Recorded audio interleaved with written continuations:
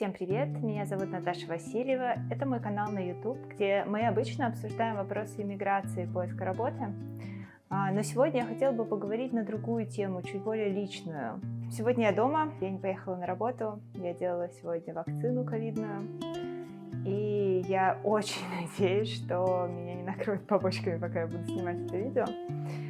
Но пока что я чувствую себя нормально, поэтому попробую записать. Итак, сегодня я хотела бы поговорить о похудении, о своем собственном похудении. И я знаю, что это очень триггерная для кого-то тема, очень специфическая тема, по которой у огромного количества людей очень много разных мнений. И поэтому я хотела бы в первую очередь поговорить о своем собственном опыте и скорее о том, как делать не надо, а не о том, как нужно делать. Потому что, во-первых, я не эксперт, я не врач, не нутрициолог, и все, что я буду говорить, основано на моем личном опыте. А во-вторых, мне кажется, что я нашла какой-то баланс своих собственных отношений со своим весом в данный момент. И то он как бы не всегда прям супер стабильный. Но я абсолютно не гарантирую, что то, что работало для меня, будет работать для кого-то другого. То есть мне кажется, что это действительно очень специфическая тема, где важно прислушиваться к себе, важно понимать, что для вас работает. То, что работает для одних людей, может быть триггерным и вызывать приступы расстройства пищевого поведения у других людей. Поэтому скорее я хотела бы записать это видео, чтобы поделиться личной историей и для того, чтобы показать какие-то вещи, которые действительно опасны и могут приводить к проблемам со здоровьем, которые были в свое время у меня. И начну я, наверное, с самого детства, потому что мне кажется, что у многих людей нестабильное и неправильное отношение с едой или со своим весом, оно идет прямиком из детства. И, собственно, точно так же было у меня. Наверное, первый раз, когда я вообще задумалась о весе и о том, как я выгляжу, и в том числе о спортивности своей фигуры, лет в 5, когда я общалась с моим кузином очень много. Ему было 12, и я, на самом деле, рассказывала о нем довольно много в других видео, например, видео про то, почему мы решили эмигрировать. Мы действительно были очень близки в детстве, и во многом он меня воспитывал. И в этот момент мой брат, кузин, увлекался очень спортом, спортивной фигурой, он постоянно ходил на турники каждый день, он вникал, сколько белка он ест, и, по сути, старался делать все, что он в тот момент мог и знал, чтобы быть спортивным. И я помню, что меня тоже это вдохновляло, то, как он заботится о своей фигуре, то, как он хочет быть спортивным. И мне тоже хотелось быть такой же. Я помню, что он брал меня на турники с собой, он учил меня подтягиваться, он тоже рассказывал мне, как классно быть сильным, уметь бегать, допустим. Уметь то же самое умение подтягиваться, допустим, я видела, как я могу применять его, залезая на деревьях и выглядеть крутой и так далее. То есть я помню, что меня это впечатляло, и я прям была заражена его идеями, мне тоже хотелось быть спортивной. И я помню, что мой брат довольно часто упоминал, что для него такой символ спортивного тела — это кубики на животе. И, собственно, вот с тех пор, наверное, с моих 5 лет у меня есть, некая обсессия кубиков на животе. Это действительно то, что мне кажется безумно красивым. Наверное, это часть человеческого тела, которая меня больше всего привлекает. Это то, что мне хочется видеть у себя. Хотя в какой-то момент жизни я поняла, что несмотря на то, что я могу этого добиться, это очень сложно поддерживать на длительном периоде времени, и это не очень здорово, по крайней мере, в моем случае, поддерживать на длительном периоде времени. Но это я забегаю вперед. При этом я помню, что, как я говорила, мой брат занимался спортом и контролировал свое питание. по крайней мере, так, как он знал и умел на тот момент. Я помню, что он покупал себе рыбные котлеты как раз из-за того, что в них много белка, и он хотел, чтобы в его диете было много белка. Но я из-за того, что я была маленькая, не могла контролировать свою диету так, как делал это мой брат. И я помню, что я постоянно испытывала из-за этого какое-то чувство обиды и несправедливости. Мне запрещали это делать родственники, то есть я помню, что мы проводили лето, или, возможно, не лето, но какие-то школьные каникулы мы проводили вместе с братом в загородном доме у бабушки с дедушкой. Бабушка разрешала брату выбирать, что он будет есть, потому что он был уже достаточно взрослым, а я должна была есть то, что мне скажет бабушка. Ну и, собственно, допустим, утром я ела овсяную кашу, которая еще более-менее мне нравилась. Скорее, вот совсем несправедливость я чувствовала, когда меня кормили манной кашей, которую я просто ненавидела. Мне, честно, вот я с детства, в первый момент, когда я получила хоть какой-то контроль над тем, что я ем, я поняла, что я больше никогда в жизни не буду есть манную кашу. Просто это для меня, наверное, самое отвратительное. Ну, не самая печенка. Вот печенка из детского сада — это вот самое отвратительное. Но манная каша где-то рядом догоняет. Вот. Ну и, собственно, я ела вот эту кашу. Особенно, когда я ела манную отвратительную для меня. Рядом сидел брат, который мог есть то, что ему нравится, то, что ему хочется, то, что ведет, по его мнению, к красивой спортивной фигуре. При этом я помню, что он мне рассказывал, что типа питание — это очень важно для того, как выглядит фигура, потому что типа ты можешь быть спортивным и мускулистым, но если ты не будешь контролировать свое питание, если ты будешь переедать, то ты будешь толстым, и вот, соответственно, твои мышцы не будут видны под жиром. И я помню, что вот я это все осознавала в 5 лет, и я понимала, что я не хочу, чтобы у меня был жир, и при этом я не могу контролировать свое питание. И вот это вот все как бы меня очень сильно напрягало. Я помню на протяжении, довольно продолжительном, я не знаю, нескольких лет в моем детстве. Я бы не сказала, что у меня были какие-то проблемы с весом в тот момент. Я была обычным нормальным ребенком, но я помню лет, наверное, в 6 или в 7 меня родители отдали в секцию плавания, где, соответственно, все в плавках, купальниках, ты видишь огромное количество детей. И я помню, наверное, мне было 7 или 8 лет, когда я перешла из такого детского бассейна в бассейн «Труд». Если кто-то знает, то это в Москве одна из самых известных спортивных школ по плаванию, и вот у них есть секции при этой школе. И там дети уже занимались намного более профессионально, чем в моем первом бассейне. Многие из детей, как раз, я помню, я была, наверное, во 2 классе, когда я туда пришла, и многие из детей готовились как раз к поступлению в эту спортивную школу, в которой перенимались с 5 класса. И там нужно было сдавать довольно жесткие спортивные нормативы. То есть там были дети, некоторые просто ходили, как я, для общего развития, а были дети, которые прям готовились становиться спортсменами в будущем. И вот я смотрела на все эти фигуры, на вот какие-то прям идеальные детские тела с кубиками на животе, о которых я мечтала, и я поняла, что как бы у меня кубиков как-то не особо есть. И в тот момент, наверное, если бы я могла, я бы очень хотела контролировать свое питание и иметь вот такое вот идеальное тело, как у некоторых моих знакомых детей из секции.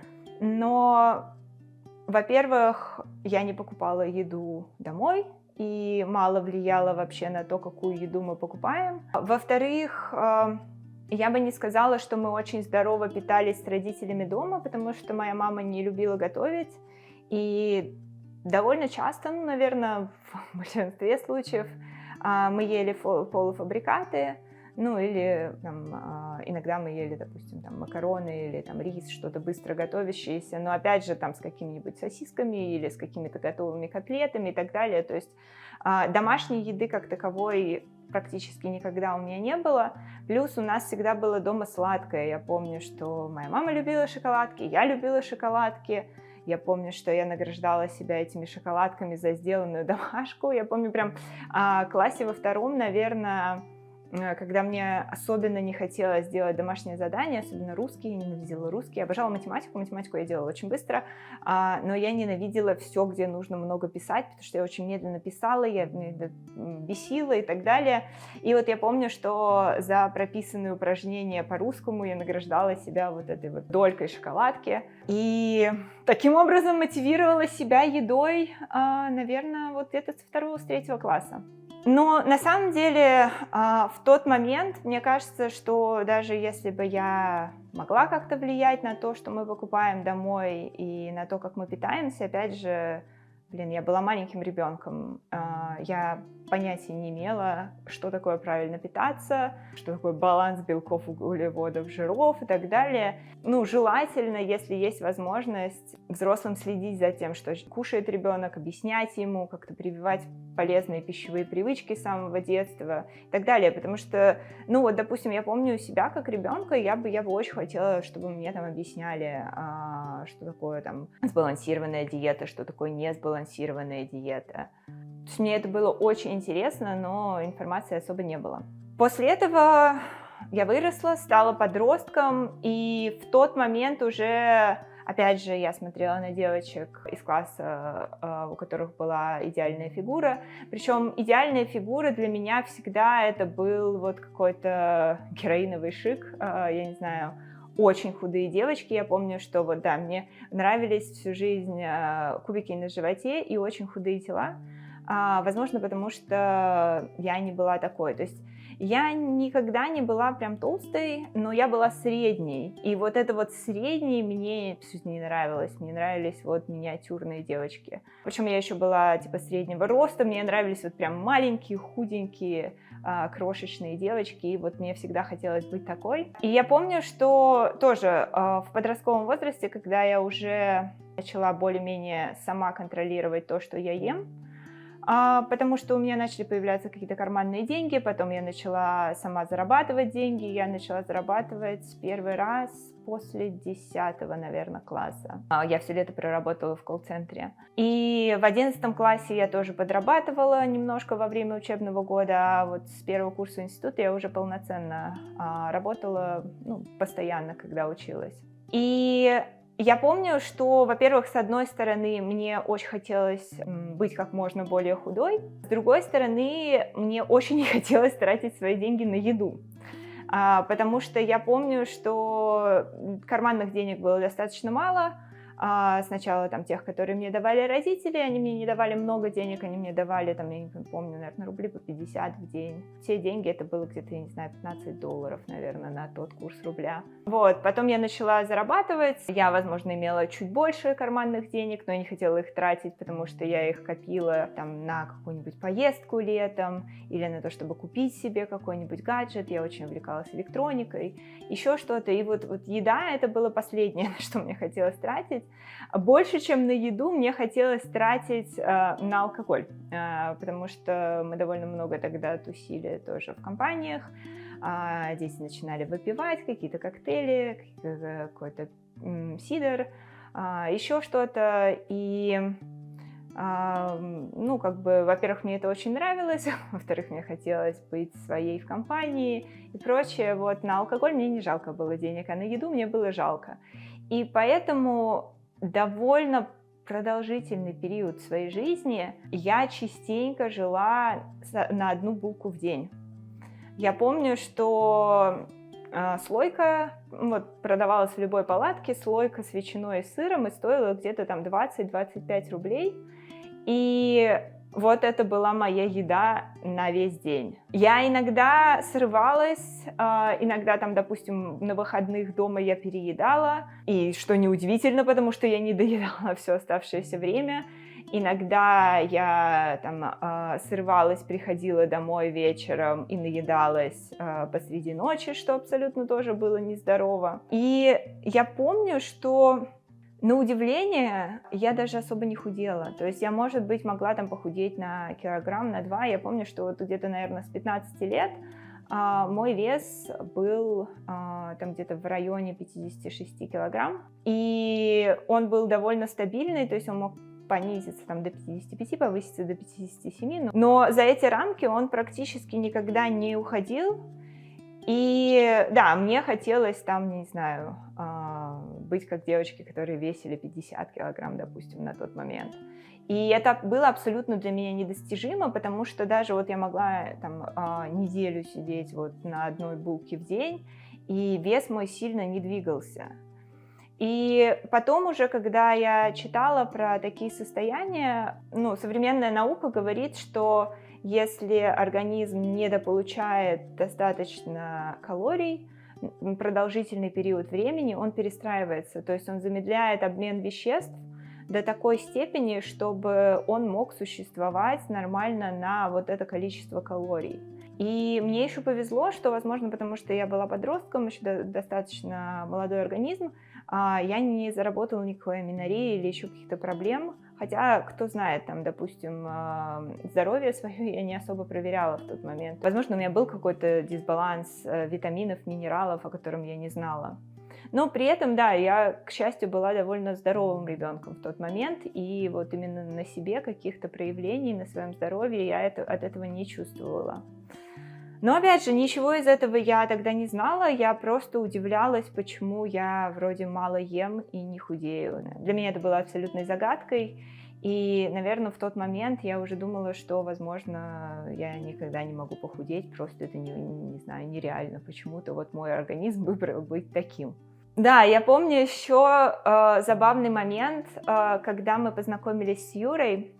Мы познакомились с ним на 2 курсе, он брал академ, он учился на год старше, он брал академ, и вот в середине 2 курса он пришел к нам в группу, и вот на 2 курсе как раз мы начали общаться, а на 3 курсе мы начали встречаться. И я помню, когда мы начали встречаться, мы довольно много времени проводили в торговом центре недалеко от нашего универа, потому что начиналась уже зима, мы начали встречаться осенью, начиналась зима, становилось холодно. И вот мы сидели в ресторанном дворике в торговом центре, и там было кафе с бара, пицца итальянская, и вот там было предложение, я не помню, пицца и салат, или пицца и напиток, что-то за 100 рублей. В общем, с учетом того, какой большой это был набор еды с точки зрения калорий, это было очень выгодное предложение. И я помню, мы начали туда заходить, и вот Юра меня подсадил на вот этот набор. Он был довольно вкусный, но, во-первых, для меня это было очень много, потому что я столько не ела. Во-вторых, для меня это было очень дорого, потому что я не привыкла столько тратить на еду, я привыкла тратить по минимуму, типа в 4 раза меньше. Но я помню, что Юре очень нравилось, потому что я обычно брала этот набор, потому что мне было вкусно, мне нравилось. Я его не доедала, и Юра доедал то, что не доедала я. Да, ему было очень удобно в этом плане ходить со мной с бара. Но более того, ладно, как бы с деньгами меня это начинало подбешивать, но больше всего меня начало это бесить, когда я поняла, что я набрала, наверное, 1 или 2 килограмма за буквально там месяц-полтора хождения в этот ресторан, потому что чудо, когда я начинала меньше есть, я не худела, зато когда я начала больше есть, я начала толстеть. И я помню, что вот всю мою жизнь, и вот с тех пор, и на самом деле до сих пор, когда я резко набираю вес, это прям сказывается на моем ментальном состоянии. Мне это очень не нравится. Меня начинает бесить мое тело, мне хочется это исправить как можно быстрее. И особенно если у меня есть какой-то другой стресс в этот момент, вот это мне добавляет стресса, и да, в общем, я стараюсь просто до этого не доводить в своей обычной жизни, потому что, действительно, на моей менталке это очень сильно сказывается. Еще был такой момент, я помню, в моей студенческой жизни, на 1 курсе, еще до того, как мы встретились с Юрой, это был момент, когда я увлеклась борьбой самбо, самооборона без оружия. И я увлеклась прям настолько, что сначала просто ходила в секцию как обязательная физкультура, там 2 раза в неделю по 1 паре.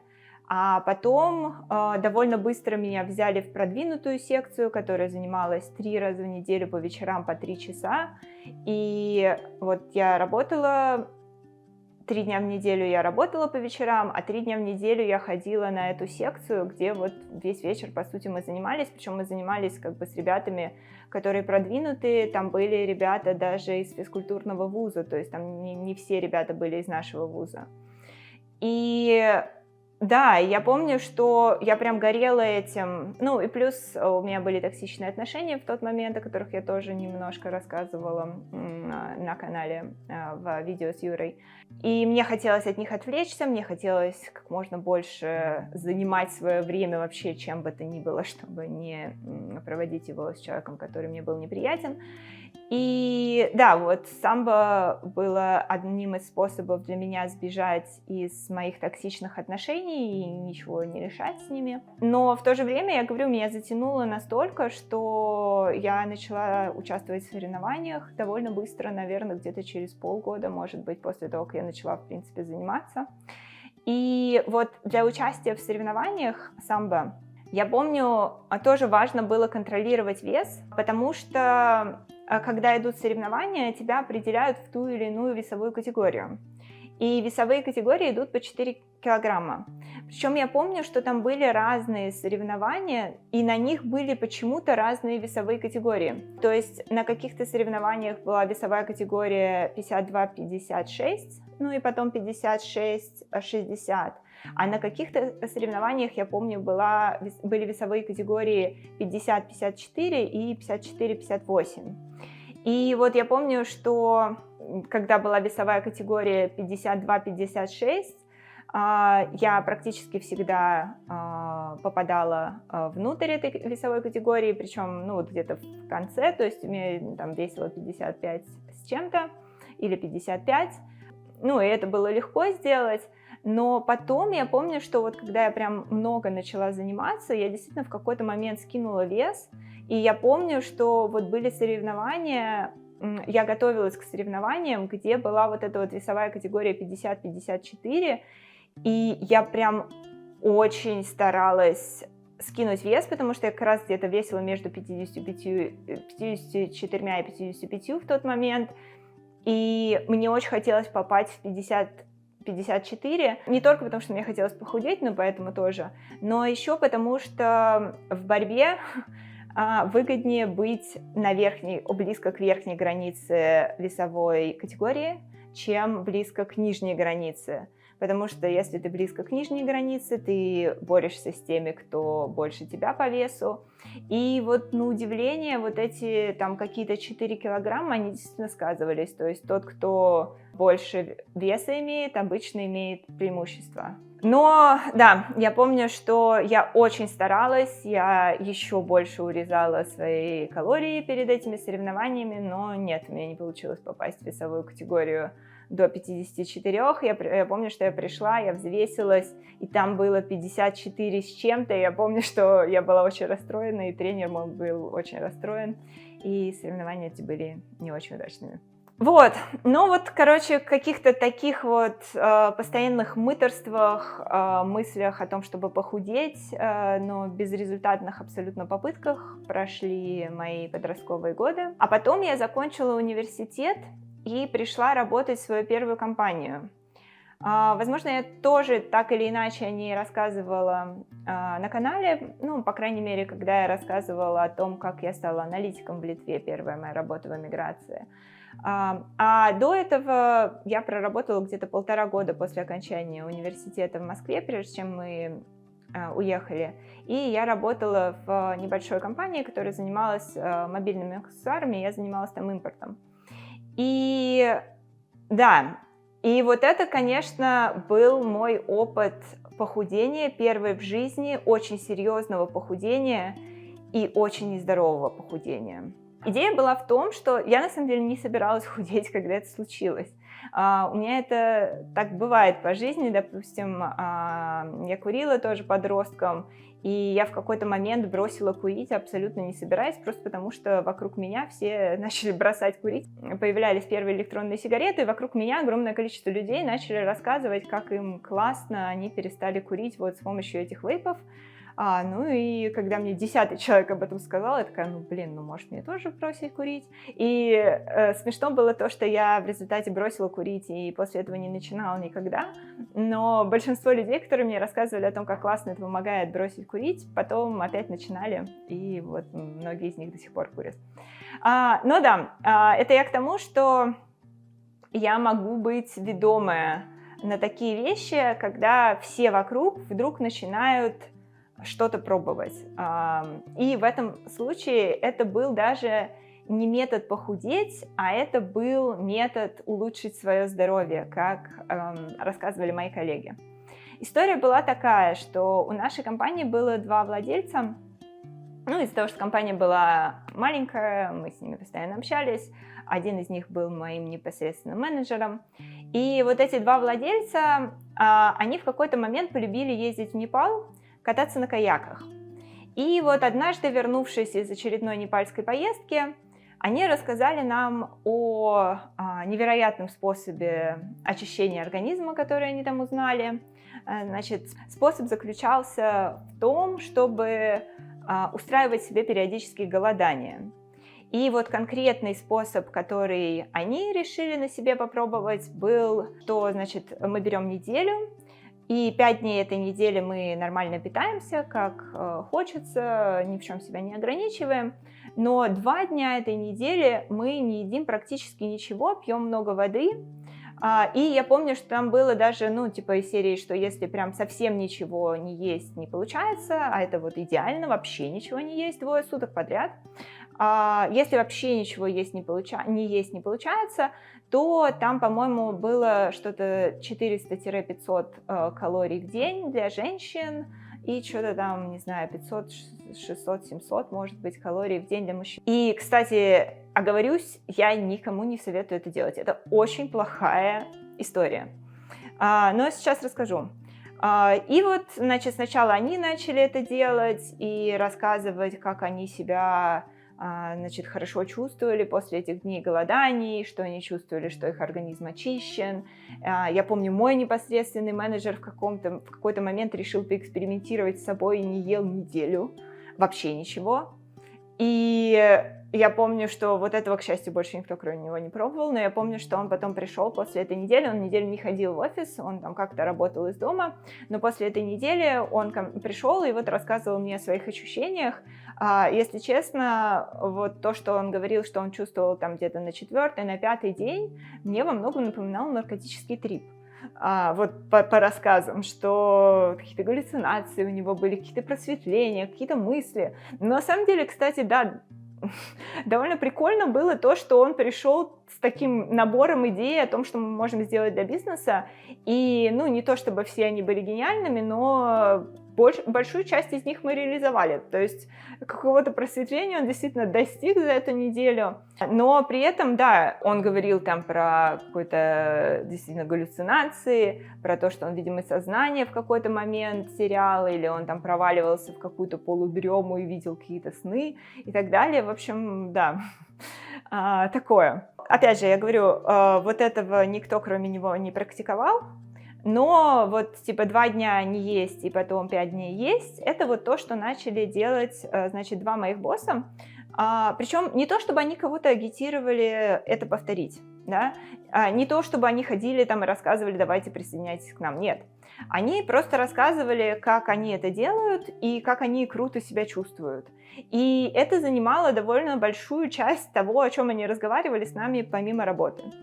И я помню, что вот постепенно так то один человек заинтересовался, то второй человек заинтересовался. Причем я помню, что поначалу как-то все так со скепсисом к этому относились, такие, у вас не получится, наверное. Это как-то, очень сложно звучит. А потом мы видим, что они уже там, не знаю, проходят недели, они продолжают это делать, выглядят нормально, очень воодушевлены. Рассказывают, как им, значит, классно живется, что у него, там, я не знаю, желудок не болит и так далее. Им было, наверное, так, слегка за 40. То есть, ну, наверное, там, мне было 23, наверное, на тот момент, да. Мне были не совсем понятны вот эти вот проблемы взрослых людей в тот момент, у меня их еще не возникало, но коллеги у меня были и постарше, там, кому за 30, вот они все кивали, блин, тоже, я тоже так хочу, и так далее. И я помню, постепенно, один за другим, люди такие, ну, типа, я тоже хочу попробовать, вот кто-то начинал пробовать. И я помню, у нас в какой-то момент просто реально вся наша компания, у нас было, наверное, человек 30 к тому моменту, разделилась на два лагеря, короче, те, кто вот это практиковал и рассказывал, как им круто, и те, кто вообще наотрез говорил, вы что, сумасшедшие, блин, наша работа превращается в какую-то секту. Да, и я помню, что прям какие-то терки периодически в какой-то момент начинались и так далее. И я помню, что я была какое-то время резистентна к этому. То есть вот я говорю, мне, чтобы начать что-то такое сомнительное пробовать, мне нужно, чтобы, ну, достаточно, не один, там, не два, не три человека мне сказали о том, как им классно. Но когда, вот я говорю, у меня уже половина моих коллег на этом сидят, и уже продолжительно, и все так радуются, и вот кто-то еще там, помимо того, что начинает говорить, как ему классно там с точки зрения здоровья, кто-то начинает говорить, ой, я там скинул килограмм и так далее. И я такая, блин. Я помню, что в какой-то момент я тоже каким-то макаром в это втянулась, я тоже начала это делать. А у меня, на самом деле, довольно неплохо развита сила воли.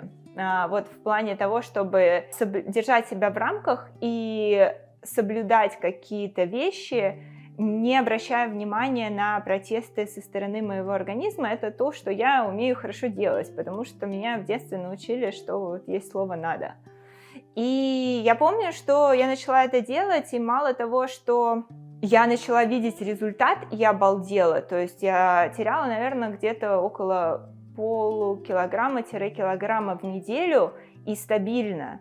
И я помню, что вот это меня прям начало мотивировать. И вот эти 2 дня, когда нельзя было есть или можно было есть совсем чуть-чуть, они были ужасно сложные. Причем я помню, что я еще по какой-то причине, я уже не помню, мне кажется, что не было такого условия в диете, но по какой-то причине я думала, что вот эти дни нужно есть только типа что-то сырое, овощи или фрукты. И вот в свои там 400 калорий я набирала там какими-то помидорами, огурцами, яблоками и так далее. У нас, кстати, еще там прям рядом с работой был рынок с хорошими продуктами, с хорошими овощами. И вот я помню, что я наедалась этих овощей. Возможно, мне казалось просто, что типа порция овощей большая, которую можно съесть на 400 калорий, и мне было это, ну, психологически легче.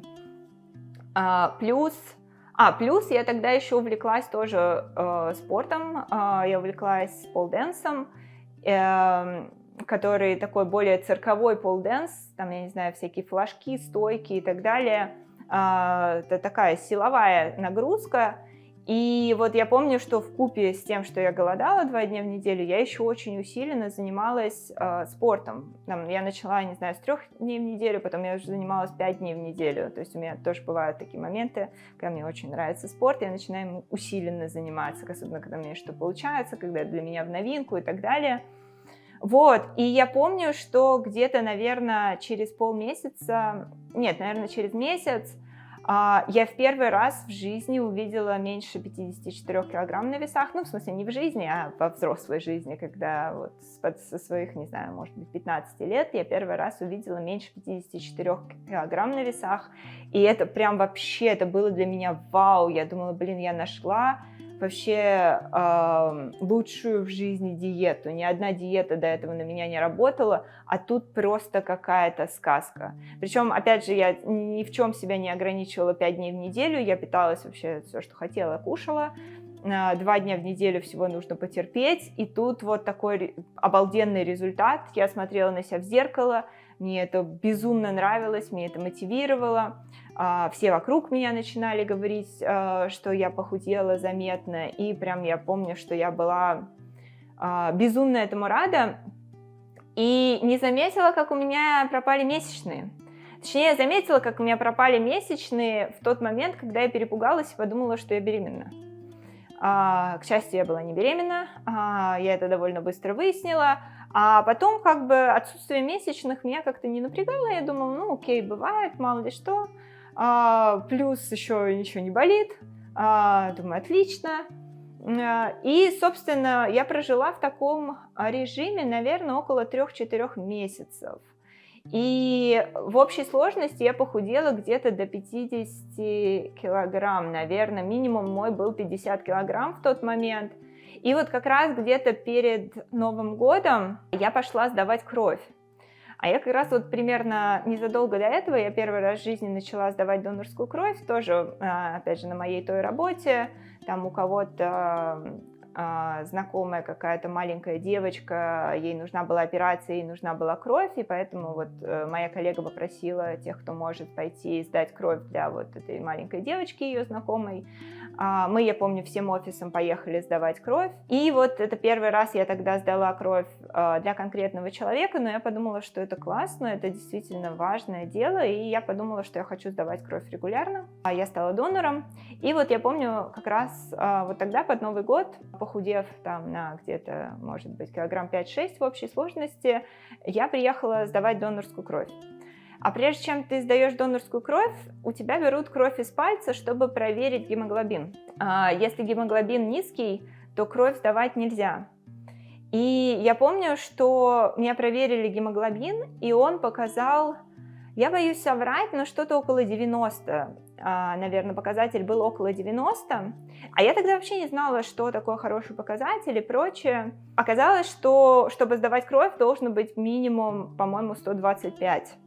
У меня было 90, то есть очень серьезно низко. И я помню, что медсестра перепугалась, когда это увидела. Точнее, я сначала не поверила, она пошла в другой кабинет брать другой прибор, потому что она подумала, что у нее прибор сломался, потому что, видимо, люди с таким гемоглобином не приходят к ней сдавать кровь обычно. Она мне сделала заново этот анализ, он показал, похожее значение, и она прям смотрела на меня такими глазами, там, как будто я вот-вот умру. И она мне говорила, что, девушка, вам однозначно нельзя сдавать кровь, а во-вторых, вам нужно срочно повышать гемоглобин. Плюс она могла посмотреть мою историю, то есть, она спросила, сдавала ли я раньше донорскую кровь. Я сказала, что я сдавала. И вот она могла посмотреть предыдущие показания гемоглобина, а это как раз было до того, как я начала худеть усиленно. И предыдущее показание было 130 с чем-то. И вот это вот падение произошло меньше, чем за полгода. Я говорю, медсестра перепугалась, она мне сказала, что мне срочно нужно идти к врачу, мне срочно нужно сдавать другие анализы, потому что это ненормально, это очень плохо. И я помню свои ощущения в тот момент. Во-первых, я вот поговорив с этой медсестрой в тот момент, в первый раз осознала, что у меня на самом деле были симптомы, которые говорили, что с моим организмом что-то не так, на которые я не обращала внимания. Я помню, что у меня намного меньше энергии было. Я помню, что мне сложно было вставать по утрам. Я помню, что я просыпалась по ночам, я начала просыпаться по ночам. У меня началась бессонница, и я просыпалась, особенно вот после второго дня голода, я просыпалась ночью от того, что у меня урчал желудок, и я не могла уснуть, потому что я очень хотела есть. И я вот иногда, допустим, в ночь после второго дня разрешала себе посреди ночи просто что-то чуть-чуть съесть. Причем я понимала, что если я съем много, мне будет плохо, потому что вот после этих 2 дней голодания из них нужно было по чуть-чуть выходить. То есть там первый прием пищи нельзя было переедать, хотя очень хотелось. И я начала понимать, что у меня были все эти симптомы. И при этом это была последняя осень, которую мы проводили в Москве. Это было на самом деле депрессивное время для меня, потому что мы очень хотели эмигрировать из-за захвата Крыма, из-за экономической ситуации в стране, из-за того, что нас просто бесило то, что люди вокруг говорили и прочее. Нам хотелось срочно уехать, но мы точно не знали, куда. Опять же, тоже я подробно об этом рассказала в видео о том, почему мы эмигрировали. Но что я хочу сказать здесь, это то, что мне в тот момент казалось, во-первых, вот мое похудение и то, что я наконец научилась контролировать свой вес с помощью еды, и вот эти занятия спортом, увлечение полдэнс, это то, что меня вообще поддерживало хоть как-то в тот момент, чтобы я абсолютно не расклеилась, потому что все остальное было абсолютно грустно и депрессивно. Вот эти вот все симптомы, которые были, я скорее списывала на свое психологическое состояние, нежели на свою диету. То есть вот эти мои бессонницы, мое ощущение апатии, мой низкий энергетический уровень под конец и так далее, потому что, мне кажется, я просто не хотела верить в то, что там моя диета может привести к каким-то проблемам со здоровьем.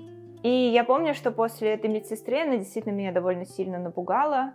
Я сходила еще к врачу, тоже мне взяли какие-то анализы, что-то проверили, поняли, что, ну, по крайней мере, у меня очень сильный дефицит железа, то, что называется анемия.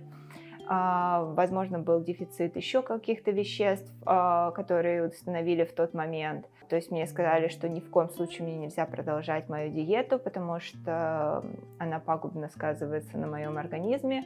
Мне нужно начать нормально кушать, мне нужно было начать есть больше железосодержащих продуктов и так далее. И я помню, что меня это прям совсем подкосило в психологическом плане, потому что мне было страшно заканчивать эту диету, действительно очень страшно. То есть я держалась за нее как просто за какую-то радость в жизни, что я похудела, мне очень нравилось, как я выгляжу, а тут мне казалось, что если я сейчас перестану, то я просто сразу же наберу обратно все те килограммы, которые я скинула, и просто я этого не вынесу, честно. В условиях всех остальных стрессовых событий в жизни мне казалось, что если я сейчас потолстею, меня просто разнесет, и все. И я больше не знаю, что мне будет доставлять радость в этой жизни. И я помню, что как раз мы поехали на Новый год еще в гости к Юриным родителям. Я помню, там еще была куча еды, и я помню, что это меня стрессовало еще больше, потому что я согласилась, что я не буду не есть 2 дня в неделю, то есть я согласилась, что я буду есть каждый день, но я все еще не хотела переедать там и так далее. Да, я помню, что прям вот первый месяц, наверное, после того, как я закончила эту диету, был супер стрессовый, я ужасно боялась набрать обратно и так далее. Но на самом деле, на удивление, этого не случилось, потому что я знаю, что чаще всего люди набирают, которые вот так быстро скидывали какой-то нездоровой диетой, чаще всего люди набирают. В моем случае я не набрала, то есть мой вес где-то стабилизировался около 50-52 килограмм. И вот как раз мы переехали в Литву в начале 2015 года. Юра в январе, я в феврале. Я помню, что вот я приехала в Литву, и я более-менее меня уже отпустила, я перестала бояться, что я вот-вот наберу. Мой вес застабилизировался где-то там, ну, чуть-чуть я набрала, может быть, килограмм я набрала, но мой вес застабилизировался где-то на 50-52 килограммах, и он, в принципе, сохранялся в таком виде, ну, практически до ковида. Чтобы восстановить здоровье, у меня ушло где-то полгода для того, чтобы восстановить всякие минералы и железо и прочее, чтобы мои анализы более-менее стали нормальными. Но при этом, допустим, решить проблему там, с отсутствием менструации, на это у меня ушло несколько лет. И причем я помню, что мне врачи довольно часто говорили, что мне нужно потолстеть. Причем мне не говорили, до какого уровня мне нужно потолстеть.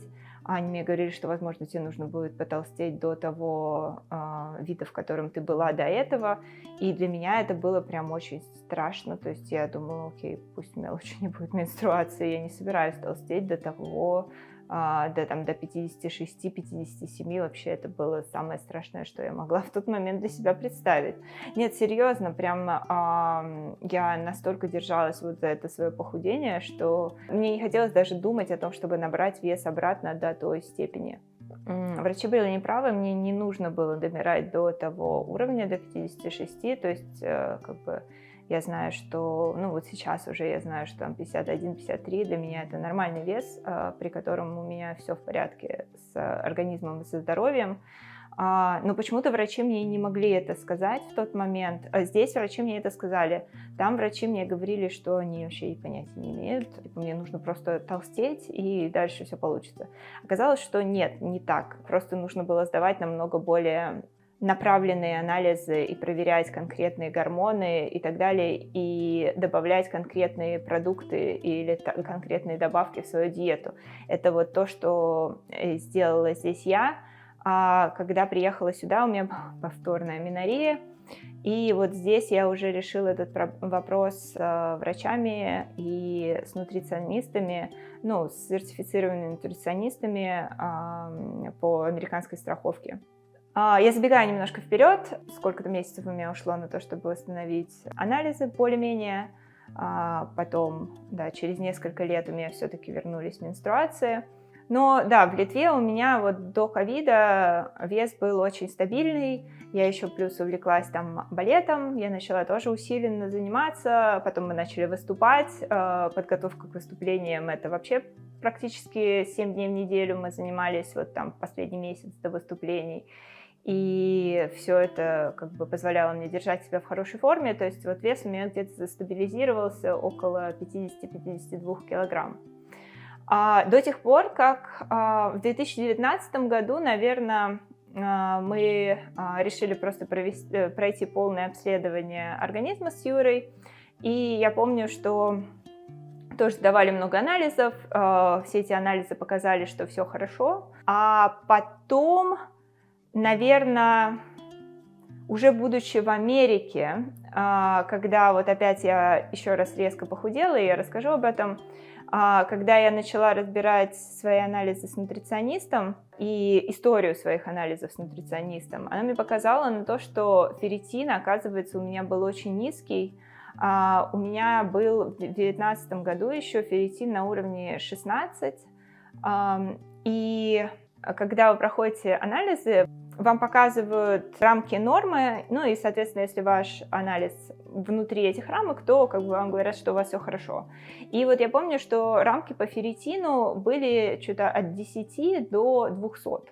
И у меня было 16, и вот как бы общий анализ показывал, что все хорошо. Нутриционистка уже здесь, в Америке, в 2021 году мне сказала о том, что, оказывается, есть нормы, которые вот показывают больницы, поликлиники, а есть нормы оптимума. Различие здесь в том, что вот эти нормы, которые показываются в клиниках, это нормы, которые собираются по общей популяции населения, куда в том числе входят и не очень здоровые люди. То есть это люди, которые не больны каким-то заболеванием, но при этом они не обязательно в идеальной физической форме, они не обязательно там ни от чего не страдают и так далее, просто у них нет болезни. А нормы оптимума — это как раз вот нормы, которые собираются по популяции здоровых людей. И конкретно по ферритину там были очень большие различия. То есть нормы оптимума по ферритину, ну вот насколько я сейчас знаю, опять же, поправьте меня, если я не права, норма оптимума по ферритину — это примерно столько, сколько вес человека, то есть, ну вот в единицах, в которых меряется ферритин. То есть, допустим, если я весила там 50-52, то моя норма ферритина начинается от 50 и кончается там где-то до 150. То есть вот эта нижняя норма, она примерно столько, сколько вес человека в килограммах. И никак не связано, просто цифра, чтобы запомнить. Соответственно, тот факт, что у меня было 16, это было в 3 раза меньше моей нормы. И я, если честно, обалдела от этого. А ферритин — это показатель запасов железа в организме. То есть, несмотря на то, что я подняла себе гемоглобин и вылечила анемию, я думала, что у меня все в порядке с железом. Оказалось, что у меня все совсем не в порядке с железом. И, по сути, оно, скорее всего, не было в порядке вот еще с момента, когда я похудела тогда в 23 года, в 2014 году. На самом деле у меня до сих пор не восстановился до конца ферритин. Я сейчас пью уже, наверное, почти 3 года в Америке добавку с железом. И да, мне кажется, последний раз, когда я проверялась, там было 40 с чем-то ферритин. То есть, ну, он уже близко к норме, но все равно ниже нормы. Как оказалось, что вот эта вещь восстанавливается очень долго. Причем я знаю, что люди, у которых низкий ферритин, иногда делают себе капельницы с железом. Вот врач мне здесь сказала, что не стоит этого делать, потому что, ну, это дает, возможно, какой-то быстрый результат людям, которым прям совсем хреново. То есть, возможно, вот когда у меня был гемоглобин гемоглобин там на уровне 90, возможно, вот тогда мне стоило бы сделать капельницу, как мне сказал врач. Но когда железо ниже нормы, но не на критическом состоянии, эта капельница дает буст на коротком периоде, но на длительный период она ничего не решает. Вот я в результате уже 3-й год пью добавки этого железа и надеюсь, что когда-нибудь оно у меня восстановится. Теперь, да, что случилось перед тем, как мы переехали сюда, в Америку. В начале 2021 года, ну или в конце 2020 как раз был ковид, мы сидели на карантине, я помню, что Юра набрал там сколько-то килограмм, и ему захотелось сбросить, похудеть, и вот он меня спрашивал, как, а я до этого как бы уже более-менее пришла в себя, уже не экспериментировала с радикальными диетами.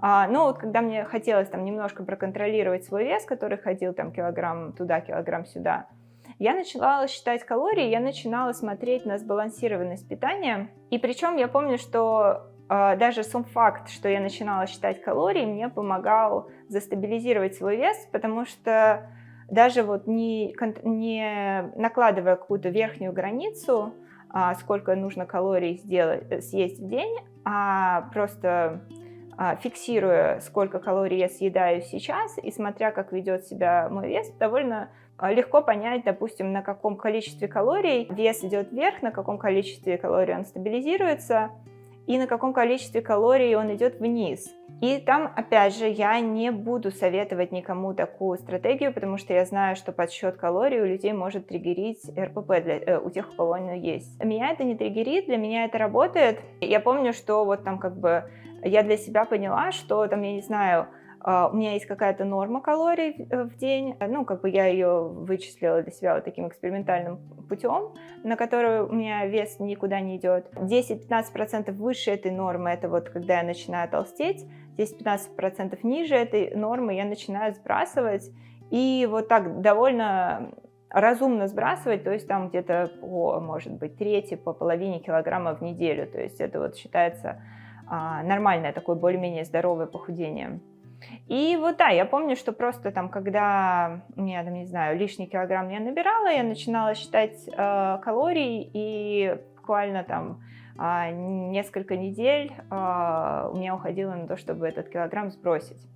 И вот я помню, что Юра у меня спросил, как ему похудеть, я ему объяснила вот эту вот историю с калориями, то есть мы выяснили, какой для него нормальный уровень калорий, на каких калориях он худеет, он начал худеть, а потом я помню, что тоже мы не любители на самом деле готовить дома, и я помню, что Юру довольно быстро задолбало считать калории, вот каждую свою еду записывать и считать.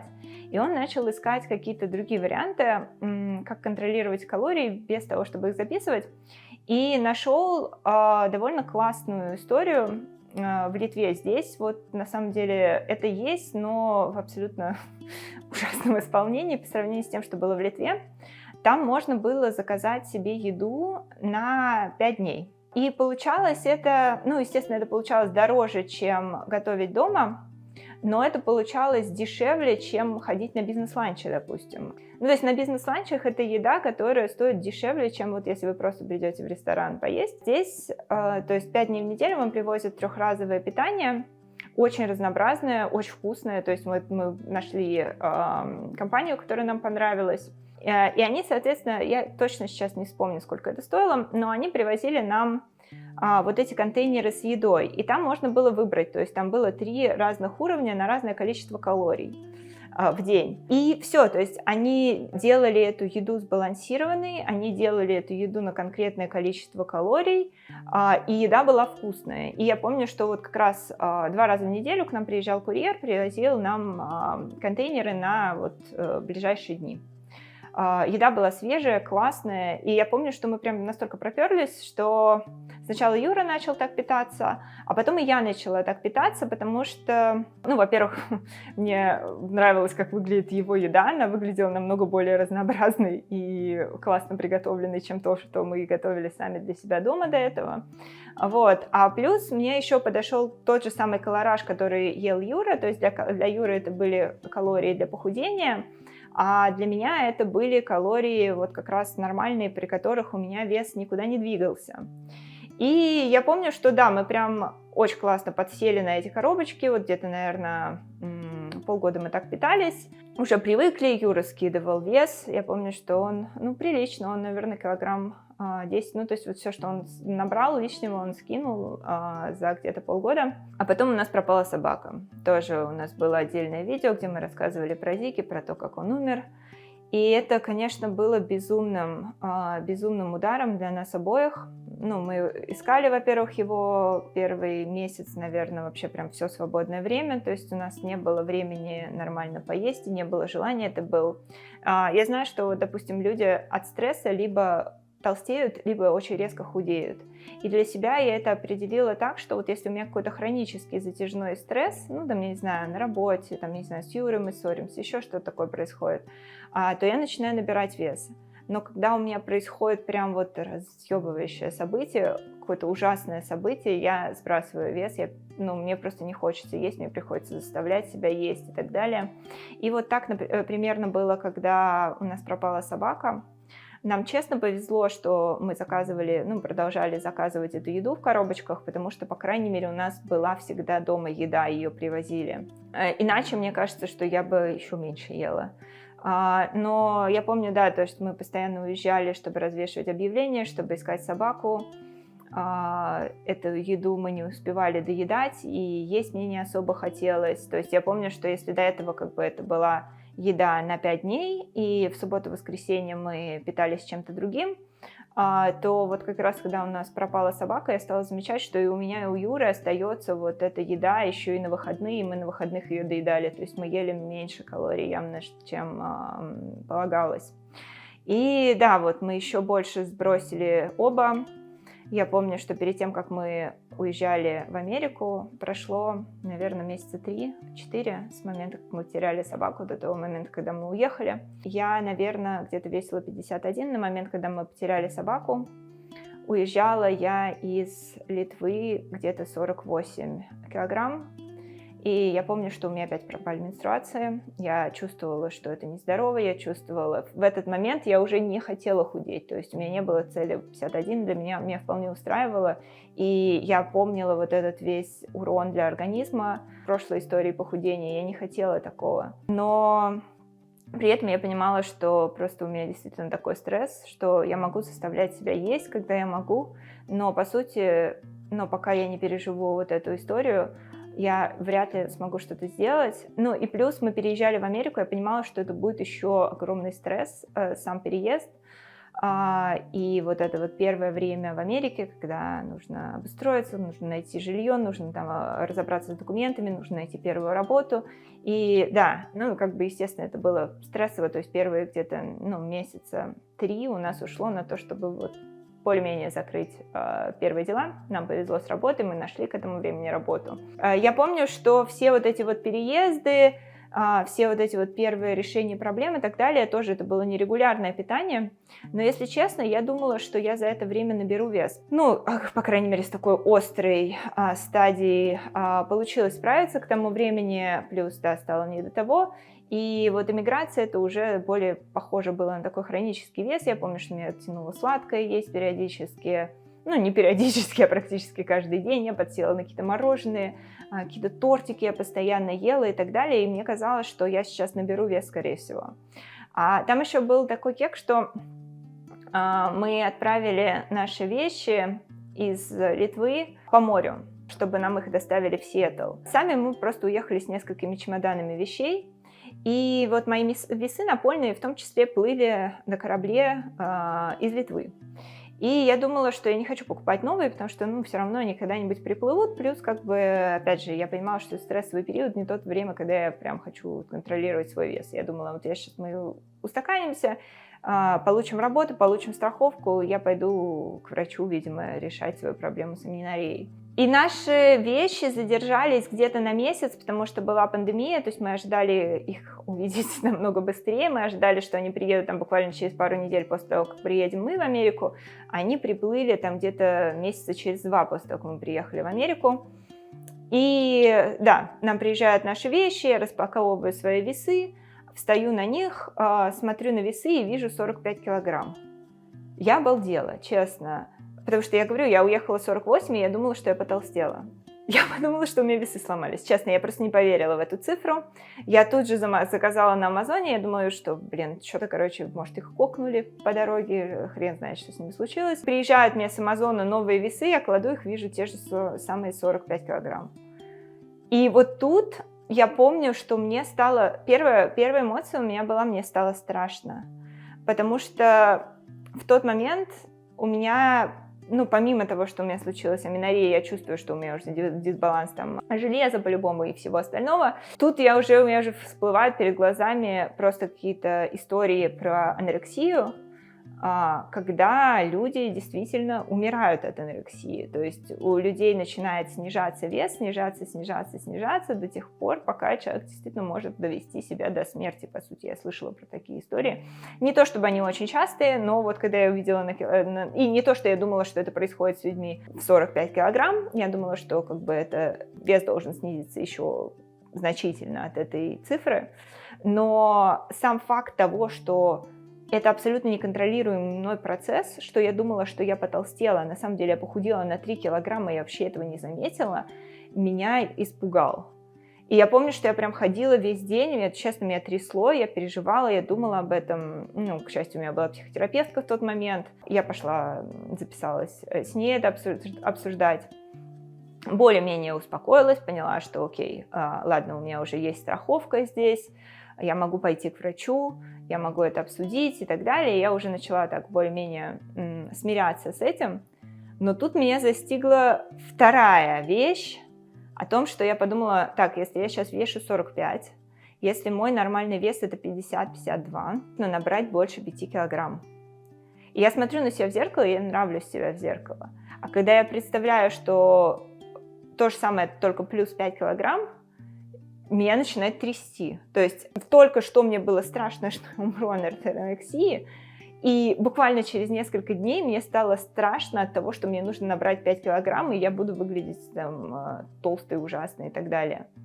Тоже вот интересно, кстати, мне кажется, что у большинства людей, которые страдают вот так или иначе вот этими вот вопросами своей внешности, многие люди это не перекладывают на других людей, то есть я никогда не оцениваю других людей по тому, как они выглядят, по тому, сколько они весят и так далее, но я 100% оцениваю себя по этим критериям. Мне понадобилась еще одна сессия с психотерапевтом, чтобы справиться с вот этим вот страхом потолстеть и выглядеть ужасно. Ладно, я уже более-менее сталкивалась с этими проблемами раньше, и у меня был опыт психотерапии и так далее. Я прописала для себя, что окей, я пойду к врачу, я не буду толстеть, просто начиная есть все подряд. Я буду толстеть с помощью сбалансированной диеты и опять контроля калорий. То есть я, получается, не доедаю. Но я не хочу есть все подряд, я не хочу есть, тортиками это все заедать. Я хочу это заедать нормальной едой, понять, чего конкретно я не доедаю. То есть и делать это не самой, делать это с нутриционистом. Плюс, допустим, в тот момент я задумалась про спорт. То есть я поняла, что я хочу набирать не просто жир, я хочу набирать мышечную массу. И поэтому, возможно, мне нужно пойти заниматься силовыми. Кстати, какое-то время у меня ушло, не сразу. Я пошла заниматься с Соней силовыми, с которыми мы сейчас занимаемся с тренером 3 раза в неделю. Но какое-то время у меня ушло на то, чтобы принять тот факт, что мне нужно идти на секцию. У меня было какое-то предубеждение до этого вот к таким тренировкам, фитнес-тренировкам, тренировкам в спортзале или просто тренировкам с весами. Мне казалось, что это ужасно скучно, потому что я увлекалась до этого танцами, я увлекалась борьбой и так далее. Мне казалось, что вот эти все виды спорта, они интересные. То есть, допустим, ты занимаешься танцами, ты готовишься к какому-то выступлению, занимаешься борьбой, ты готовишься к соревнованию. Соревнований по вейтлифтингу я не собиралась участвовать. Но я понимала, мне тоже тогда врач тоже сказал, что лучше, наверное, тебе силовые, потому что нужно нарастить мышцы именно. Вот. И я помню, что мне тоже ушло какое-то время моей внутренней стигмы, что это очень скучно. Оказалось, нет. Оказалось, что с хорошим тренером, с разнообразными тренировками это очень прикольно.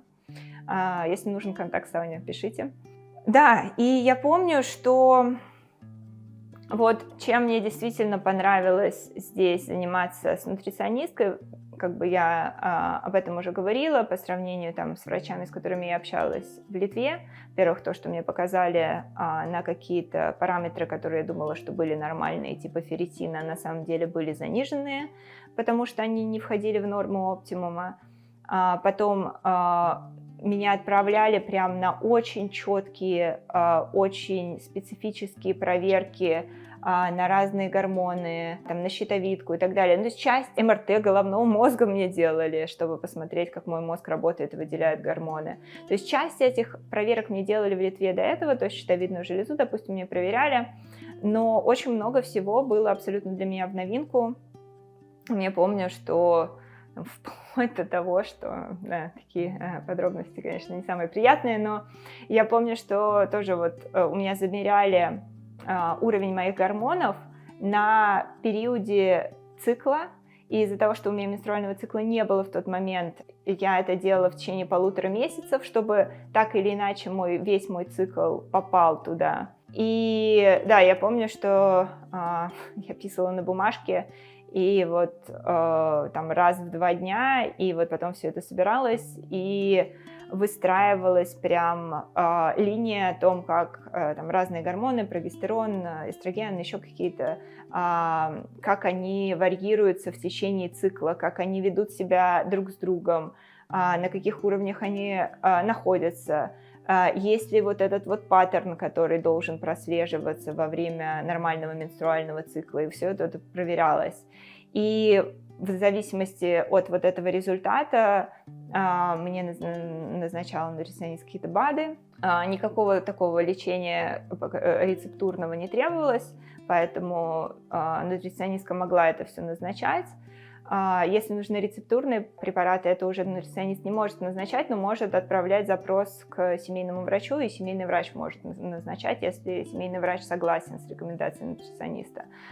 Так это работает в Америке. Мне рецептурного ничего не назначали, но я помню, что мы добавляли, убирали какие-то продукты в мою диету, допустим, вот брокколи. Я начала есть в тот момент, я любила на самом деле брокколи, просто не умела их готовить, поэтому ела там, я не знаю, иногда крайне редко в ресторанах. Вот сейчас я там каждый день ем брокколи, например, потому что в нем много витамина В, которого мне тогда не хватало. Вот, из такого еще, допустим, семечки. Я каждый день добавляю семечки в салат, причем там тоже они зависят от цикла. Там в первую половину цикла это тыквенный и флекс. Здесь называется, может быть, кстати, по-русски по-другому я прикреплю здесь, как называется, семечки, а во второй половине цикла подсолнечные и сесами. Сесами — это кунжут. Я добавляю их каждый день в салаты. То есть вот такие вещи, которых я вообще не знала до этого. Но, опять же, не то чтобы я кому-то советую прямо это следовать, потому что это было подобрано под мою конкретную ситуацию, под мои проблемы. Но я очень советую, наверное, людям, которые страдают так или иначе весом, особенно если это вызывает проблемы со здоровьем, обращаться к сертифицированным, лицензируемым врачам. Я, кстати, не знаю, честно, в Америке это действительно лицензируемая профессия. Здесь можно по страховке обратиться к хорошему нутриционисту, который будет назначать там, в том числе, медицинские исследования. Я знаю, что мало где вообще нутриционисты входят в страховку, и мало где, видимо, они проходят какие-то лицензии, поэтому, честно, не знаю, как, допустим, выбирать нутрициониста, если вы находитесь вне Америки. Наверное, только по рекомендациям каким-то знакомых и людям, которым они действительно помогли. Вот, собственно, в общей сложности около 9 месяцев я прозанималась нутриционистом. Ко мне вернулся мой цикл. Заняло это намного меньше времени, чем вот в прошлый раз в Литве, когда это заняло годы, действительно. Я поняла, что медицина все-таки отличается в двух странах и заметно отличается. Да, у американской медицины действительно есть довольно много проблем, но если у вас хорошая страховка, к счастью, большие компании дают хорошую страховку, медицина здесь, по нашему с Юрой опыту, значительно лучше, чем где-либо в других местах, где мы были. И да, где-то 9 месяцев у меня ушло на то, чтобы набрать вес до 49 килограмм, и в 49 килограмм у меня уже вернулся мой менструальный цикл. То есть, казалось бы, до этого мне говорили, что мне нужно до 56 толстеть, но вот оказалось, что 49 достаточно. Потом еще где-то за год постепенно с силовыми тренировками и совсем я набрала до 51-52 килограмм. И сейчас, на самом деле, тоже вот это вот лето было дурацкое, стрессовое. Сейчас я вешу где-то 54. И, собственно, почему я села записывать это видео, потому что, я чувствую, что лишний там набранный килограмм во время стресса добавляет мне дополнительного стресса, делает мне хуже. И вот в этот момент действительно я понимаю, что мне легче просто пойти и начать контролировать вес. Более того, что у меня была такая период неприятный у очень большого количества близких мне людей, были большие проблемы в жизни разного рода. Плюс политическая ситуация тоже была довольно поганая. И все это сказывалось на моей менталке. И я поняла, что вот когда я начала опять сейчас считать калории, я начала бегать сейчас опять более структурированно по тренировкам, а не просто... я бегаю каждый день, я бегаю где-то по 15 минут, и я более-менее на это забила. То есть для меня утренние пробежки стали просто вот такой рутиной. Я встаю, выхожу, бегу 15 минут, не особо хочу и вообще как-то, пофигистски к этому отношусь. Просто это уже выработанная привычка, которую вот я каждый день делаю. И я поняла, что нет, нужно более серьезно, более ответственно к этому относиться. То есть, во-первых, сделать из этого что-то приятное, а не просто рутину, которую я делаю, потому что надо делать, потому что я привыкла. А во-вторых, немножко, допустим, поработать над своей выносливостью, побегать интервальные тренировки и так далее. И вот я чувствую, что эти вещи... вот наличие хотя бы таких маленьких вещей в жизни, которые я могу контролировать здесь и сейчас, они очень спасают меня в ситуациях, когда мне хреново ментально. И, собственно, я пока не похудела, только начала это делать. И, кстати, с отсутствующим циклом намного легче худеть, вот так я вам скажу, потому что нету... когда начинается цикл, допустим, у меня, по крайней мере, начинается там какое-то желание поесть дополнительно в какие-то дни, у меня начинает вес туда-сюда ходить, у меня может просто в течение цикла вес увеличиться на килограмм, потом уменьшиться на килограмм. И прочие такие вещи, поэтому, да, по крайней мере, хочу прийти к своему нормальному весу на пару килограмм меньше. Надеюсь, что в ближайшее время у меня это получится, потому что, по крайней мере, сейчас мне кажется, что я, для себя неплохо уже понимаю, как работает мой организм, что мне нужно, как мне более-менее здорово, безболезненно сбросить лишний 1-2 килограмма, которые я хочу сбросить. Напоследок я хотела сделать несколько выводов из того, что я рассказывала. Опять же, еще раз, последний раз оговорюсь, что все, что я рассказываю, это мой личный опыт. Я ничего из того, что я говорю, я не советую делать вам. Есть вещи, которые я считаю, что не надо делать однозначно. Есть вещи, которые, мне кажутся, нормальными для меня сейчас, и они работают для меня сейчас, но я не буду их советовать делать вам, потому что мне кажется, что это очень-очень индивидуальная история. И, наверное, тоже, опять же, вывод, который я для себя сделала из своей истории и из истории других людей, вот когда я, допустим, читала про питание или слушала чьи-то истории, я поняла, что можно быть здоровым в любом весе и можно быть нездоровым в любом весе. То есть, я помню, что бывали ситуации, когда, я не знаю, у меня было отличное тело, по моему мнению, я обожала смотреть на себя в зеркало, не знаю, у меня кубики на животе в какие-то моменты в моей жизни бывали, но в то же время я чувствовала себя абсолютно нездоровой, у меня был упадок сил и так далее.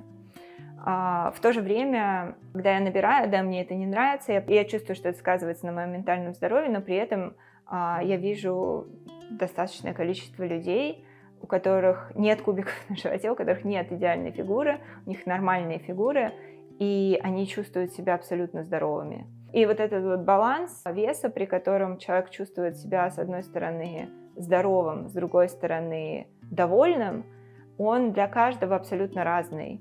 И, там, допустим, тот факт, что мне нравится, когда я вешаю там 52, не значит, что всем нужно быть в таком же весе. Опять же, у меня есть знакомые, которые, допустим, мне говорят, что я слишком худая. И мне хочется им на это сказать: не ваше собачье дело. То есть мне нравится быть худой, это то, когда я чувствую себя и здоровой, и счастливой. Вот, важно действительно делать регулярные проверки здоровья. То есть вот как здесь в Америке рекомендуют каждый год проходить полный чекап, сдавать анализы, и я считаю, что это действительно важно, потому что можно не заметить каких-то вещей, каких-то изменений, и заметить их намного позднее, когда это уже приводит к проблемам со здоровьем, когда это намного сложнее исправить, чем если вы заметили это вот в самом начале. Во-вторых, мне кажется, очень важно, помимо того, что полагаться на врачей, все-таки вникать самим. Потому что, ну вот эта вот история с нормами оптимума, это то, что меня поразило. И, по сути, вот, допустим, свою проблему с ферритином, если бы я об этом знала, если бы я дополнительно вникла и так далее, я бы могла решить там на 5 лет раньше, чем я ее решила. Точнее, даже еще и не решила. Плюс, мне кажется, что важно проверять свое здоровье, если у вас сильно увеличивается или падает вес. Особенно если вы не знаете, почему это происходит. Но если вы знаете, допустим, сидите на диете и знаете, желательно тоже проверяться, потому что, может быть такое, что ваша диета не совсем здоровая. Или диета может быть самой здоровой, но, допустим, по какой-то причине для вас она не подходит. И поэтому, да, когда довольно сильно изменяется вес в ту или иную сторону, независимо, довольны вы этим или недовольны, я считаю, что стоит обязательно сходить к врачу и проверить. Я очень рекомендую экспериментировать с диетами, которые не сбалансированы с точки зрения белков, жиров, углеводов и с точки зрения там, минералов, витаминов и так далее. И поэтому, честно, я очень не советую там следовать каким-то там суперсоветам откуда-то и так далее. И я очень советую, если вы хотите изменить свою диету, все-таки пообщаться со специалистом. А если вы по какой-то причине не можете или не хотите общаться со специалистом, по крайней мере, действительно вникнуть и постараться разобраться в этом вопросе, потому что сейчас уже, в принципе, есть информация об этом. Сейчас есть, по крайней мере, допустим, лицензируемые хорошие нутриционисты, лекции которых можно найти на YouTube, где они рассказывают про какие-то доказательные методы работы со своим весом. Опять же, частенько я слышу, когда люди, допустим, особенно хотят контролировать свой вес, что они исключают те или иные продукты из своей диеты. Вот нет, наверное, со своего опыта я поняла, что нет плохих продуктов, есть несбалансированная диета. То есть нет никакой проблемы в том, чтобы съесть тортик или мороженое, если ваша диета сбалансирована. Допустим, там, я не знаю, если вы сегодня съели мороженое, но на этом промежутке недели вы питаетесь сбалансированно, никакой проблемы в этом мороженом нету. Более того, если вы, допустим, скажете себе: я никогда не буду есть мороженое, вам его 100% захочется просто, потому что это запрет, а нам очень часто хочется запретных вещей. Но если вы, допустим, каждый день едите только мороженое, то это не сбалансированная диета. И именно поэтому, не потому что мороженое плохой продукт, а потому что это не сбалансированная диета, это может приводить к каким-то неприятным последствиям. Еще один момент, который, мне кажется, тоже я так или иначе проговаривала, хочу проговорить еще раз, то, что я поняла, что каждому свое, каждый сам решает, каким он хочет быть, да? Например, мне нравится быть худой, и, возможно, это тоже связано там с не очень здоровой историей в детстве, с не очень здоровым воспитанием с точки зрения там пищевого поведения и так далее. То есть, возможно, да, оно сформировалось не самым лучшим образом, не идеальным, да, но это то, как оно сформировалось, и я поняла для себя, что, наверное, это то, с чем я не хочу бороться, Потому что, как бы, теоретически я бы могла там начать разбирать какие-то детские установки, понять, почему мне нравятся кубики на животе, убедить себя в том, что это не так важно и так далее. И, наверное, вот в какой-то степени я убедила себя, что это не так важно, потому что я знаю, что если когда у меня кубики на животе долгий период времени, это приводит к проблемам со здоровьем. Поэтому, как бы, я смирилась с тем, что у меня не 8 кубиков на животе в обычной жизни, и как бы мне ок. Но при этом мне хочется быть худой, ближе к худобе, чем там к среднему весу, да. И я понимаю, что это то, что я могу поддерживать, сохраняя при этом свое здоровье, поэтому я не хочу это менять. То есть мне так комфортно, мне так нравится. Ну, может быть, если бы меня по-другому воспитывали в детстве, мне бы не было это так важно. Но мне часто, действительно, вот когда я начинаю, там, вот, допустим, уже набирать больше там, 53 килограмм, я понимаю, что мне легче сбросить килограмм, чем бороться со своими какими-то психологическими вещами в голове. Вот. И плюс еще мне это еще и поможет там справиться с стрессом в какой-то момент. Вот, поэтому, да, каждому свое, но тот факт, что для меня это так работает, это абсолютно не значит, что это будет работать также для вас. У вас собственная история, как бы у вас собственные отношения с едой и так далее. То есть здесь важно именно опираться на свои собственные ощущения и меньше опираться на то, что вокруг говорит общество. Я очень рада, что мне кажется, что наше общество постепенно приходит к тому, что людям перестают говорить о том, как им нужно выглядеть.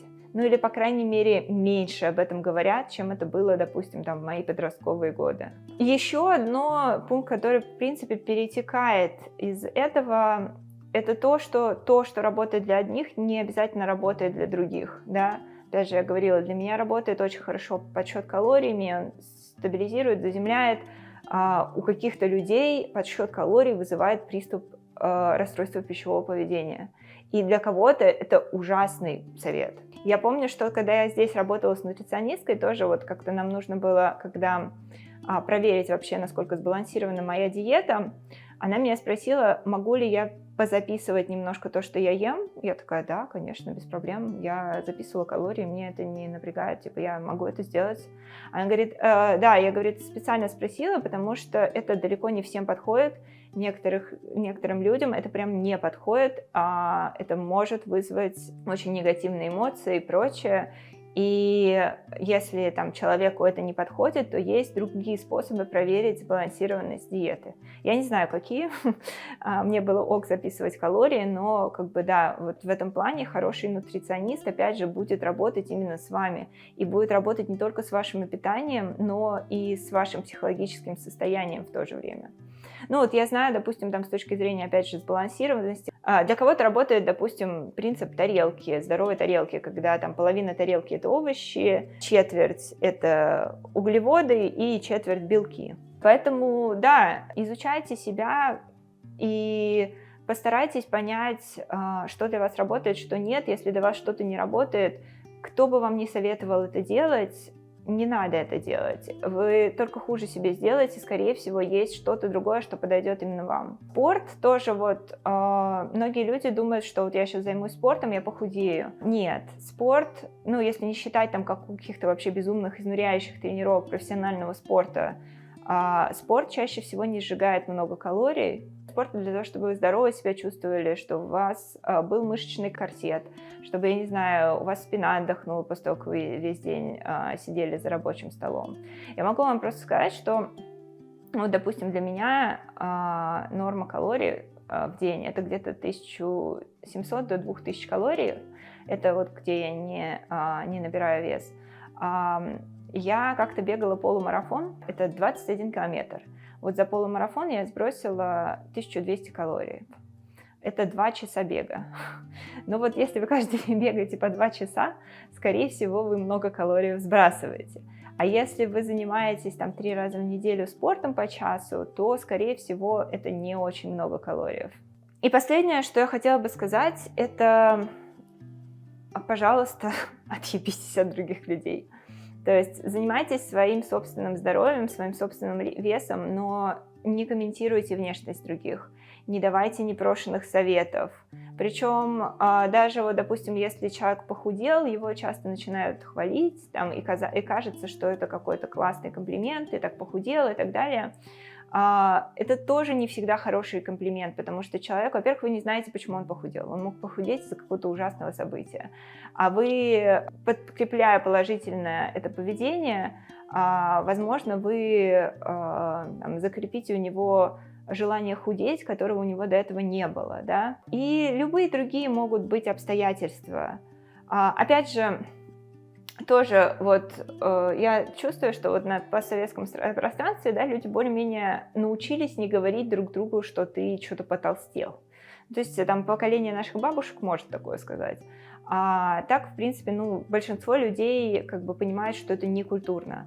Но вот с худобой вообще такого нету. То есть вот я очень часто даже от своих сверстников слышала: ой, ну ты что похудела, ты такая худая. Да, отвалишь ты от меня. Вот ей-богу, да, как бы это мое личное дело, как мне так нравится. То, что вам не нравится на меня смотреть, ну, блядь, извините, это ваши проблемы. Вот, я не обязана нравиться всем вокруг с точки зрения того, как я выгляжу. Ну, сейчас мне уже никто не говорит, что я слишком худая. Есть моменты, когда, допустим, к вам человек приходит и начинает вам ныть, что, блин, вот я не могу справиться со своим весом, вот я что-то такой толстый, я хочу похудеть и так далее. Вот прям близкие люди, например, начинают вам ныть, да. Вы можете как бы дать им совет, если вот они у вас напрямую его спросили. И то я как бы очень аккуратно бы это делала, если вы не специалист, да. То есть можно отправить его к специалисту. Вот. Но если у вас прям вот напрямую спрашивают там какой-то конкретный вопрос, типа теоретически вы можете дать совет. Да? Но не давайте советов больше, чем у вас спросили. То есть я знаю, что вот бывают люди, которые вроде как так не лезут в чужую жизнь, да, но им один совет спросишь один раз у них совета, и они потом тебе 10 дадут. Ну нет, ну если вас задали, если вам один вопрос, ответьте на этот вопрос и успокойтесь. Опять же, тоже бывает такое, что, допустим, люди задают вам вопрос, спрашивают у вас совета, а потом этим советом не следуют. И люди начинают на это обижаться, ну типа, какой черт ты у меня спрашивал совет, а потом ему не следуешь. Ну не обязан человек все-таки следовать вашим советам, особенно когда это касается его личных вещей, таких как его вес. Да, человек может послушать ваш совет и понять, что нет, это слишком сложно для него, или нет, у него нет мотивации для этого, или нет, ему этот совет не подходит. Вот, то есть как бы да, отвалите от других людей. Если вас человек достал, да, своим нытьем о своем весе, ну и, допустим, вот каждый день он приходит, вам там уже, не знаю, несколько месяцев рассказывает, как он хочет похудеть, но вы видите, что он ничего не делает, ничего не меняется и так далее. В какой-то момент вас начнет бесить, да? Вот в этот момент, или желательно даже пораньше, можно попросить этого человека просто не говорить с вами об этом. И это будет намного более человечно и к вам самим по отношению к этому человеку, чем начать, как говорила наша первая психотерапевтка, причинять ему добро. Начинать там советовать что-то человеку и давить на него и так далее. Да, лучше попросить человека перестать ныть, чем задолбать его советами. Потому что, ну, возможно, он на вас обидится, да, в момент. Ну, хотя, если вы, наверное, по-человечески это донесете, скорее всего, он не обидится. Ну, может обидеться, может с вами какое-то время не поразговаривать, но потом он поймет, успокоится, и там вы можете извиниться. Но таким образом вы простроите эти границы, вы не будете сами беситься и не будете хуже делать человеку. Вот, просто, да, запомните, вы не обязаны никому быть бесплатным психотерапевтом. То есть, если человеку плохо, вы можете его слушать ровно столько, насколько вы готовы. И не нужно через себя переступать и делать это больше. На этом я, наверное, закончу на сегодня. И так, на самом деле, получилось намного длиннее, чем я ожидала. Но я надеюсь, что, возможно, кому-то это будет полезно.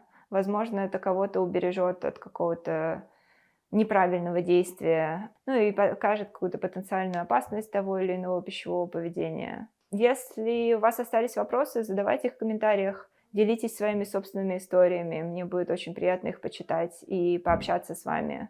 На этом на сегодня все, увидимся на следующей неделе, пока-пока.